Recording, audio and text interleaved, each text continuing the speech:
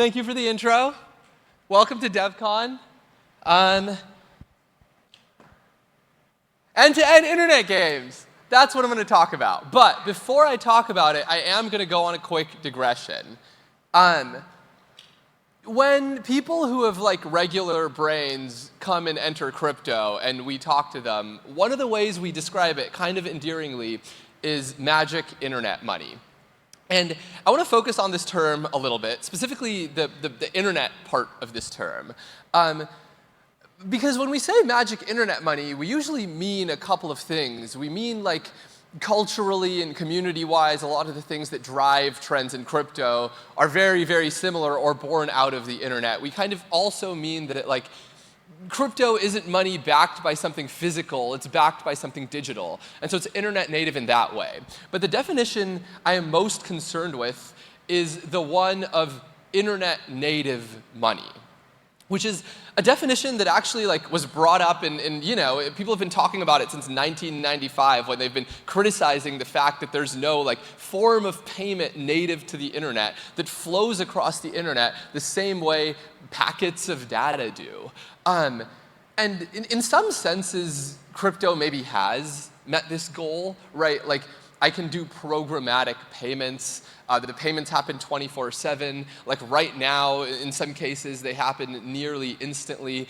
But I think the point I want to put in your heads is kind of an obvious truth that we know, which is that interacting with blockchains just feels very, very different than interacting with the internet. In fact, interacting with blockchains feels like you're in this weird parallel reality that's kind of next to the internet, with different physics and different rules, and gravity works upside down. It's super weird. Even as somebody who's internet native and grew up on the internet, when you walk into the world of blockchains, you start feeling very different, and you need to relearn a bunch of stuff. And I think in that way, crypto as it is now does not meet the definition of internet native money. To take something Albert Nee said yesterday, which I really, really liked, is Ethereum is an island. Everything works super nicely on this island, and things are great. And there's a few narrow bridges to the real world. And those bridges are getting larger and better, but they're still bridges, and they're still few and far between. And maybe it's more so an archipelago, whatever. The other point I want to make is that when you do cross this gap, lots of value is created. Two of the most consensus valuable things this cycle, stablecoins and Polymarket, both kind of come from applications where, in some sort of very simple way, blockchains are connected to the real world. In stablecoins, somebody custodies local currency and gives out a token. In Polymarket, markets are resolved by an optimistic oracle. Somebody says that this is a resolution to a market, and then there's a voting period where governance can decide whether that's okay or not. In both of these cases, there's kind of significant operational overhead, but there's a lot of value that's created kind of when these two separate worlds touch. One interesting thing I'll note is and this is just kind of a vibes-based point. Honestly, this talk is kind of just a vibes-based talk. We'll get into some specific stuff soon, but it's going to be mostly vibes. One interesting thing that I'll note is if this is the real world, and then this thing is the world of bits and the internet, stablecoins and Polymarket and things like that, crypto applications which jump out of the blockchain, kind of miss the internet entirely. I'm not saying that this is good or bad. I'm just saying that it's interesting. As somebody, thinking from first principles, I would have expected a bunch of internet data to end up on the chain, before we have on-chain vapes and stuff. Just surprising that we ended up in the physical world before we ended up in the internet world. And that's what I want to talk about today. Is I want to talk about how we can make real magic internet money, and Ethereum can write more programs than I own 2 and you own 3 and you transfer me 1. So maybe more largely, how can we make magic internet apps? And by this I mean apps which don't feel like this, but which feel like this, ingrained with the fabric of the internet. I don't have a good answer, but I do have 3 different sparks. And these 3 different sparks are just 3 different sparks of tech, which I think enable people to build magic internet apps, which we're just starting to see now. And some you may have heard of and some you might not have heard of, but I'm going to spend some time talking about these 3 different sparks and what their trade-offs are, and then we will open up for questions. Oh, also, I think like just shoot your hand up if you're confused. I'm down to do that as well. But anyways, here we are. So the first spark is TLS Notary. And TLS Notary, how many of you have heard of TLS Notaries? Raise your hand. Yeah, sweet, most of you. I think like this is the most common one out of the next 3 things I'm going to talk about. But TLS Notary has a lot to do with this little lock you see in a browser. When you visit any website on the internet, like at the top of your browser, you usually see this little lock. Like if I go to google.com, there's like a green lock, and that lock makes me feel good. And it makes me feel good because I know a couple of things because of it. I know that I'm talking to actual google.com, and I know that my messages with google.com are encrypted. Like nobody in the middle can see them, only me and Google can see them. This is because of transport layer security. And generally how this works, I'm going to be very reductive, but generally how this works is there are 2 steps. There's some sort of handshake between me and Google where I verify their SSL cert to like know they're actually Google, and then we create a shared key, and then it's just symmetric encryption the whole way from there. TLS Notary is a way, and so like with the context of what I'm talking about, what you should be thinking, or what you might be thinking, is like, all right, there's some cryptography going on when I visit any website on the internet, when I get any response from a website on the internet. Like, what if I could hook into this cryptography to bring it on-chain? And TLS Notary is a way to do that with a bunch of caveats. So before we get to how this thing works, we're going to start with a simpler problem, which is like if me and David are doing something together, and like I want to convince David that I got a valid web response from a website. What TLS Notary would do is instead of me engaging in TLS with a web server, me and David jointly engage in TLS with a web server. And we do a multi-party computation, and we create that symmetric encryption key together, and we do it in such a way where I don't need to reveal most of the data in my TLS connection. I can only selectively reveal what I want. So for example, like I might like only show David that I have like $110 in my Wells Fargo account by like logging on to Wells Fargo, and David can like kind of know beyond a doubt that like that is true. The problem is, like once we have this, how do we bring it to the chain? And this is where the notary comes in. The notary is essentially a hack because I can't do this sort of multi-party computation with a chain itself. And so we just do it with another server, which we call a notary. And then the server like sticks a signature on this, and then the chain just does a signature check. And like this is fine, but like obviously weird for you know the obvious reason, which is that you're trusting the notary. And so we see interesting things that people do kind of from this jumping off point, which is like, for example, Reclaim Protocol in their white paper talks about how they can create a network of different notaries with economic incentives to make sure they're honest. There's people doing things like running TLS Notary on like eigenlayer AVSs. There's a bunch of different things you can do to make this better. Like maybe the dumbest one is just checking with multiple notaries to make sure you're okay. Anyway, so we have this tech and it's running. And what this means is we can take any data that's on the internet and kind of efficiently, cleanly bring it on chain. We don't need to go through an Oracle process. We can just be like, hello, blockchain. I have a valid response from this web page. And now it's a fixed point people can collaborate around. And it's somewhere we can move money around based off of. A brief digression on this point is we built a product based off of TLS Notary that I'm going to talk about for like a minute and then move on, just to give you a little taste of the stuff you can do. The product is called tomorrow.news. What tomorrow.news is it's a prediction market for tomorrow's New York Times headline. And unlike most prediction markets, where you have to choose either A or B, like Kamala or Trump or whatever, in this prediction market, you can type in any sentence, any natural language sentence, and the market will resolve based on how close your guess is to the truth. Specifically, in this case, based on how close your guess is to tomorrow's New York Times headline. Now, how do we pull this off? We pull it off with 2 different tricks. One trick is we use sentence embeddings. Sentence embeddings are a trick from AI where like you put in a sentence, you get a vector, and you put in another sentence, you get another vector. If the vectors are close to each other, the sentences are close in meaning. Like I like cats and cats are good of a short vector distance, and like I like cats and you know, the moon is blue of a much further vector distance. And so we can use this to resolve the prediction market. But how do we bring that result and the result of the New York Times on-chain is we use TLS notary. So specifically, when I make a prediction, I put an embedding on-chain. And when I want to resolve the prediction, anybody can resolve the market. To resolve the market, they provide two proofs. One is a proof that this sentence is tomorrow's valid New York Times headline. That's a TLS notary proof. And the second proof is that this is a valid response from OpenAI's embeddings endpoint. And the nice little hack here is like, you can use zkml to get inference on-chain, but like TLS notary provides a nice little hack to get the output of an ML model on-chain with a different trust model, which is just like check the OpenAI endpoint.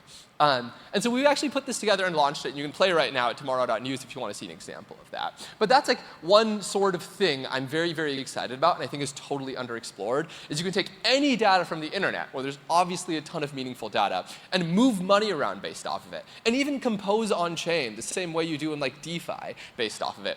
This seems to me like a very ripe area for exploration. Okay. Breath. Spark number 2. Has anybody heard of attest? Cool. All right, a couple of people. So what attest is a protocol from Apple that's used to prevent fraud in mobile apps. All it is it's a way for a server, when it gets a request from a client, to know two things. One, that this request is from a valid Apple piece of hardware, like an iPhone or an Apple Watch or whatever. And two, that the request it got is from an app running an unmodified version, an untampered version of a certain app binary. And so like, the iPhone hasn't been jailbroken or anything.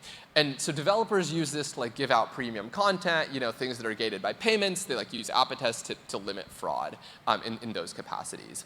Let's dive into how attest works. Again, I'm being kind of reductive to get the point across. But how attest works is your app generates a key pair. Your app then engages in this like fun black box, Apple doesn't tell you how it works, like back and forth protocol with Apple in order to convince Apple that it is indeed, one, a real iPhone or Apple device, and two, an unmodified version of your app's binary. Then your app can generate attestation objects, which look something like this, that your server can then verify to make sure that to say that this request came from a real app running this binary. And like the important part of this attestation object is like this X5C, it's just like a certificate chain. And some friends actually recently figured out a way to verify the certificate chain in SP1, which means we can now make ZK proofs on it, which means we can now verify those proofs on chain. And so this is really, really interesting because now we can verify on chain that an iPhone, a real iPhone, running a specific app said something. And I feel like this is just a huge opening of gates, because there's like a lot of stuff on an iPhone. There's like location sensors, there's like audio sensors, there's like local ML models, there's like health data, there's your contact list, there's all this insane stuff on a phone that you can now like really cleanly verify on chain. And some fun things you can do with this are like, you can make an app that airdrops tokens like based on how far somebody's phone drops. And you can also do useful stuff. Like I feel like this like kind of opens the gates for, there's still a lot of problems to solve here. But I feel like this is like a meaningful step in opening the gates for decentralized versions of like Airbnb and Uber, which can verify location data, some sort of way to generate maps in a peer-to-peer way, like social consumer apps that bootstrap off of contact lists that are on-chain, and like on-chain versions of games like Pokemon Go. Like I think this sort of stuff paired with like the fact that right now we're at an insane place in terms of like consumer onboarding to blockchains means we can build like really new and wild and creative experiences that are fully on-chain and leverage the chain in interesting ways. All right, deep breath. Spark number 3. Spark number 3 needs another little digression, like the one we started off at the beginning. Here is a black line that is the kind of like bottom layer of stuff on the internet. Yeah, so like here are all like the services we commonly use on the internet that like hold a lot of interesting data, like Twitter, whatever, you get it. Like there's a couple of nodes on the internet, on the graph of the internet, they're like very important, hold a lot of like very meaningful, interesting stuff. There's some businesses built on top of those nodes. Like Honestly, not very many businesses. I had a pretty hard time thinking about them and finding them, and it makes sense why. Like for example, like Tweetbot, was built on top of Twitter. I don't know if it exists anymore because of the API to help you write tweets, like better Twitter clients. Like games were built on top of Facebook, et cetera. But it makes sense why there aren't that many businesses like this, and that's because like there's a ton of risk in building a business like that, right? Like you're just totally dependent on the provider. And on top of that, you're dependent on the provider having good APIs and open APIs, et cetera, that are actually useful. And you literally see no businesses like even one layer above that, because like not only is the risk multiplicative, but it's very hard to understand data you get one layer out from the bottom layer of the internet. In fact, to like verify and build something real off of data that you get one layer out from the top layer of the internet, like if I get something from Tweetbot's API response, I also need to like connect to Twitter to make sure the original data is valid in a lot of cases. And so not only is like the risk multiplicative because you have like risks at 2 levels of APIs, but the data is like gets more and more annoying to deal with as you go up the layers because you need to deal with everybody below you. Some friends at 0x Park have been working at a solution to this called pods. And like, I think there's like many more better talks happening at Devcon about this, so like definitely go to those. But the one thing in here that I'm excited about and that is relevant to this talk is the fact that pods provide really easy ways to create pieces of data that not only like have verifiable claims in them, but can then be computed on to create another verifiable claim that can be verified in itself without checking everything that came before it. It's like recursive in that sense. Like I just said a bunch of words. Like what does that mean? It means like I can get a pod that is like a verification and attestation to like my age. Let's say like my age is like over 20, and then like somebody else does some compute on that and is like, all right, my age is over 18 based on this compute that I did. I can look at that, give that my age is over 18 with the proof that it comes with it. I can give that data to somebody else, and they can be convinced of its validity all the way back to the root after just verifying one succinct proof. And like that is really, really interesting because what it does is it like enables you to build higher on top of this tower and like turn this like kind of like very low, like we have very small buildings on the internet. It lets us build like really tall towers of businesses on the internet. Again, this is like very vibes based, and I don't even fully know what's like crazy and interesting here, but it does feel that like another dimension of building stuff is open. And this also is like very related to the other things I talked about in the talk, because many of these proofs are easily verifiable on chain. And so you can kind of see all of these things coming together. Anyways, those are the 3 sparks. And to summarize, like, again, reductively of like my own talk, blockchains are a very complementary type of computer to the internet. Like they're annoying to deal with, but they're very composable because we're all building on the same computer. They create these like fixed points that we trust, and downstream of that, we can move money around based off of them. Like compare this to the internet, which is like this very like ephemeral, like fast-flowing, non-fixed point thing that's like very, very useful for like quickly building stuff and iterating, and it's super cheap, right? Like very different types of computers. And like currently, the apps we've been seeing built that are blockchain apps like are kind of like this. They exist within the silos of their chains, and there's like very limited but very, very interesting points where which they touch the world. The one thing I want to leave you with is the next time you're dreaming up what to build, I think we've explored a lot of apps like this. Like I'm very interested in what apps that feel like this look like. And I actually do think we have the tech right now to start messing with stuff in that domain. Yeah, so that's the talk. I'm very excited about this. I'm very excited about building stuff like this. The best way to contact me is to DM me on Twitter or like find me after. Yeah, 30 seconds left. Perfect. So I will start taking questions. Thank you all. So if you have questions, scan the QR code. You can ask them. You got a few minutes to get them in. But we'll go ahead and start with the top one. In an earlier slide, you mentioned the headline prediction market. It appears to be a blank page right now. Oh, yeah. I'm stupid. I didn't put the link up. It's tmr.news. You can go play right now. The headline prediction market I think was like a great example of the stuff I was talking about, but I think was like specifically a bad product because it turns out that the New York Times headline's kind of a category. Like it's like one of 4 things. It's like, you know, the election, like Israel, like a hurricane. Like there's just a couple of things that it is, and it's like really hard to ask users to like write a complete sentence. And so I think like the right path would be like finding somewhere where an expressive prediction market actually creates a ton more value. But you can literally go to tmr.news right now and like type in a prediction for tomorrow's New York Times headline, and the market will resolve tomorrow, and you will do well based on how close you are in meaning to tomorrow's headline. Yeah. Cool. So what would it take to actually put an embedding model on chain? So the trust root will be native to the chain. Sounds like proof we can extract with optimized ZK. I don't know exactly what the trust root will be native to the chain means. I think there are 2 ways right now, like I would practically put an embedding model on chain. Way 1 is the one I did, which is you TLS notary prove the OpenAI API. And they'll call it ZK TLS. What the ZK is like after you get the TLS notary proof, it's just like a ton of like, for OpenAI, it's a bunch of JSON from their response. And then you like use ZK to say like, here's the actual embedding that I extracted from it. Actually, we don't even use ZK for that one. We just parse the JSON on chain. But like usually you get like a massive HTML from TLS Notary, and you need to like do some nice ZK to like run a regex over it and make it useful on chain.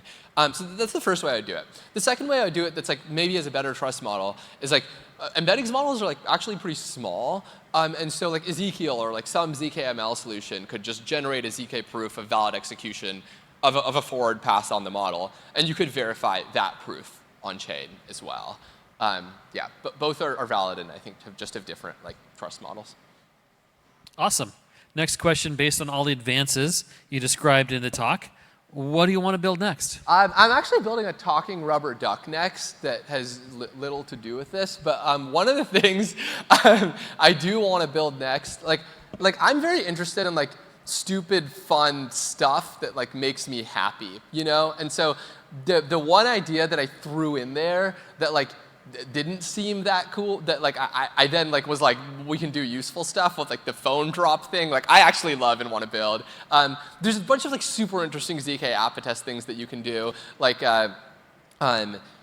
you know, you can build like location-based on-chain games. Like there was this missile game where like people would shoot missiles at each other, and then like they would literally have to get out of the physical location to not get hit by the missile. That was like an iPhone game from a long time ago. I think it'd be fun to do like an on-chain incentivized version of that. There's like an infinity of notebook of ideas I have with this stuff that I'm happy to talk about, but I'll cut myself off there. Yeah. Cool. Web or mobile? Like both? I don't know. Like depends what you're making. Okay. Yeah. So is it better to do polls rather than writing a sentence for TMR News? Yeah. I think this was the initial point I made. Is like that's for this specific thing. It's like maybe a better product to do categories. I think like that's not to say there isn't a place where it's literally better to have an expressive prediction market where you can type in anything. And that's really, really not to say that there isn't like a blue ocean of stuff when you can bring meaningful internet data on chain and then have money move around based off of it. Like I think that's the real point I want to make in this talk. Okay, probably the last question. Yeah. How do you feel about TEEs, trusted execution environments, as a stepping stone to the ZKTLs, another tech for composing real world with a blockchain? How do I feel about TEEs? I don't know. I don't feel much about TEEs. I have thoughts about them. I mean, I think like I think like SGX gets broken a lot. I think they're like very useful, and you can do interesting stuff with them. Like a lot of the stuff that Flashbots is doing with like writing is very, very interesting, right? Like you can like give up your account. People can write based off of your internet accounts because the TE owns it. I think that's really, really interesting. Yeah, they're like really good for adding private information to on-chain games in certain interesting ways. Yeah, cool, a lot of stuff. Getting the time's up signal and hear the music. So catch me after. Thank you all.